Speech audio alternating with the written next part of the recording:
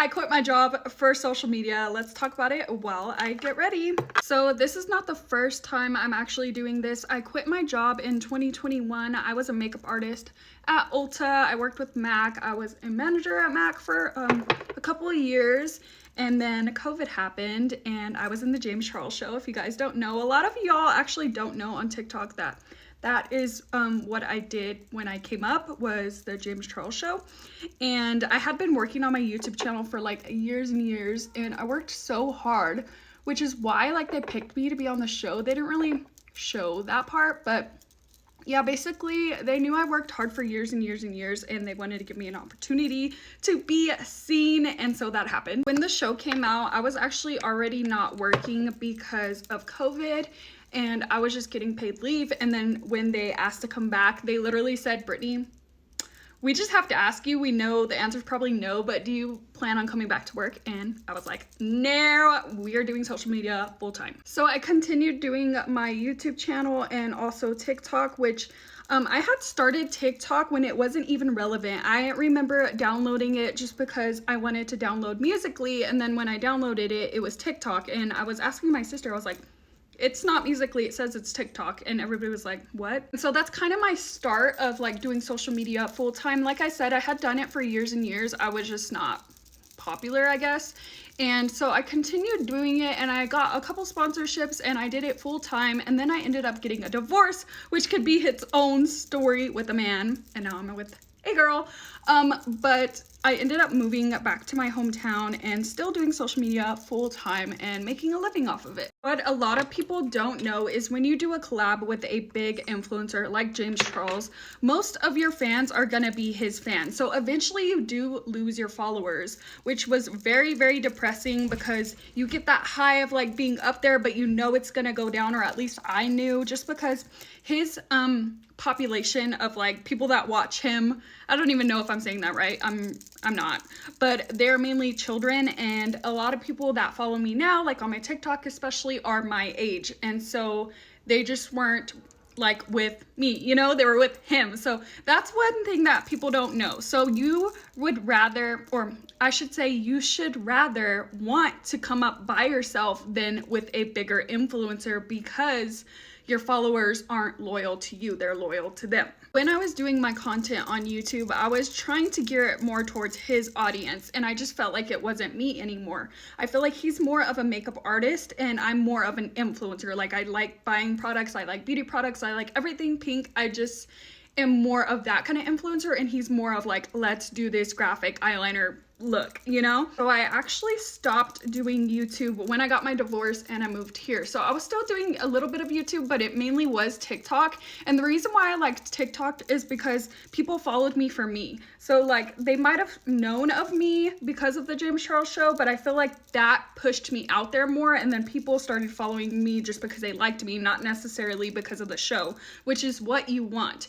And so I was able to make a living off of that for a while, but then I stopped making money.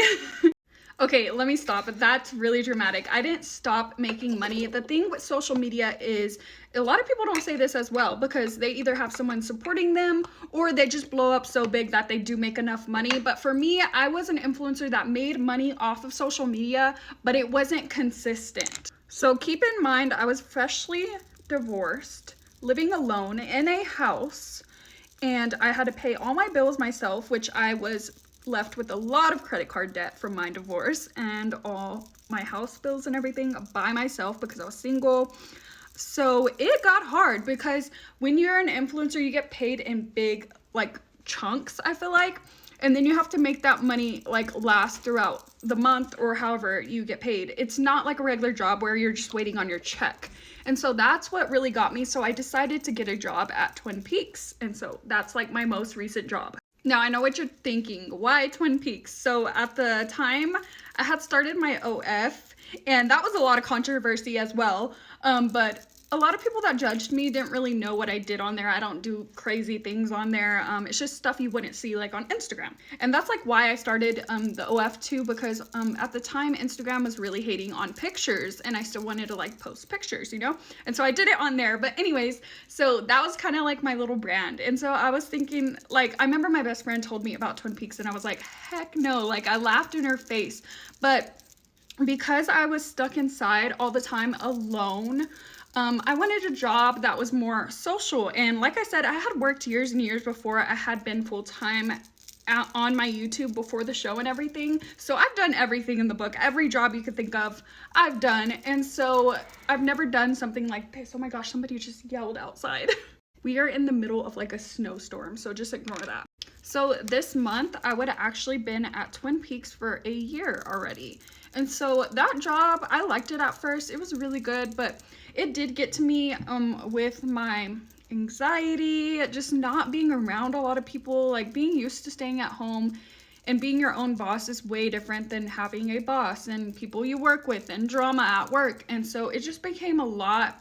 I felt like I was literally a server, like serving people, and I just wanted to focus on my career and do what I love doing. I had forgot about it, like when I was staying home. Like, you know, you get lazy with jobs, and once you start making money, you're like, oh, it's a job. A job is a job, like whatever. But no, once I got a real job again, I'm 29, by the way, so I've worked a lot of different jobs. I've always wanted to go back to social media, and I'm like, I'm gonna try hard, I'm gonna do social media, and I just ended up staying there for a year anyways. And it just became a lot with my social anxiety. A lot of people say, like on my YouTube channel, that I'm very outgoing and that's how they would think I'd be in person. No, I'm literally at home by myself right now, so I could be my full self. But when I'm around people, I am so shy and insecure, it's insane. Another reason why I had started a regular job instead of just doing social media is because I had a really hard time filming at the time, because I'm getting this all in my mouth, hold on. I lived with my grandparents at the time, and I felt like I needed money to buy my own food, my own things, and also save for a car, because I didn't have a car because he kept it. So fast forward a year later, I have my own car, and I'm now living at an apartment with my girlfriend. And so I'm in a good place to start doing social media full time again, and she's able to help me and support me with this apartment. And so I'm able to do this again, and I'm really excited for the future. I'm even thinking about starting my YouTube channel again. It's already deactivated with getting like AdSense on it, but I really don't care because I really want to try it again and see what's up. And I have my YouTube plaque right above me to give me some motivation.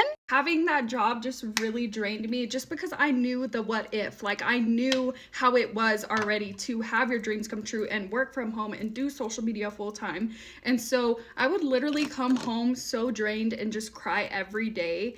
And my girlfriend would be like, just feel so sad for me, because I just have so much social anxiety that I will literally feel drained from people. Anybody in retail or in the restaurant industry, just, I feel for you. I know how it is. Was it a hard job? No. Was it not going towards my goals? Yes. So that is why I decided to do this. Now, am I scared? Hell yeah, I'm scared. I'm scared to fail and to have to go back to a regular 9-to-5 job just because I feel like it is not me. But I am truly gonna try. I'm really gonna try, guys. And if you're with me, please follow me and just stay updated, because I'm definitely, TikTok is where my loyal fans are. I love you guys. It's always going up. It's never like a negative place, and I love it. Yeah, this is basically New Year, New Me coming at ya. Part of the reason why I wanted to make this video is to show you guys that social media literally has its ups and downs. And if you're in my position to where you don't think it's consistent, or you don't think you're doing enough, but it's still there to where like you don't need a job, you just need to like try harder, I know exactly how you feel, and we're in this together. I also wanted to use this video as motivation. If you are doing the same thing and you're going through a low right now, just know you will come back up, and it's not easy as a lot of people make it seem as influencers. Some people do have it a little easier than others, but there's always an up and down, and it's definitely a roller coaster, but it's definitely a roller coaster worth being on. This is the finished look, and that's gonna be everything for this video. Hopefully I got everything I wanted to say out there. If you guys have any questions for me, leave it in the comments, and I'll see you in the next one.